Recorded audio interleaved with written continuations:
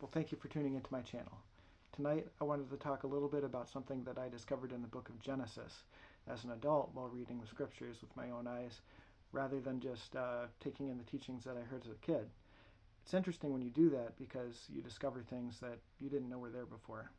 For example, in chapter 1 of book Genesis, starting at verse 26, it reads, "Then God said, 'Let us make man in our image, in our likeness, and let them rule over the fish of the sea and the birds of the air, over the livestock, over all the earth, and over all creation that moves along the ground.'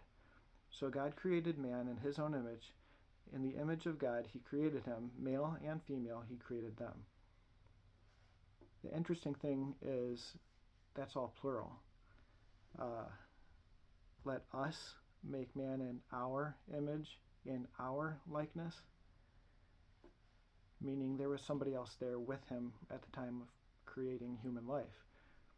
Personally, I think that it's most likely referring to Jesus Christ, his Son, and the Holy Spirit, which Jesus referred to later on.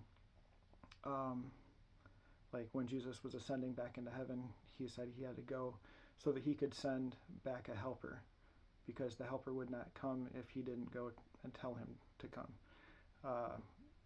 So like the Father, and the Son, and the Holy Spirit, although they're together in their purposes, they are three separate beings. And this is a perfect example of that, because it shows that while God was creating human life, he wasn't alone saying, "I'm going to create this in my own image and in my own likeness."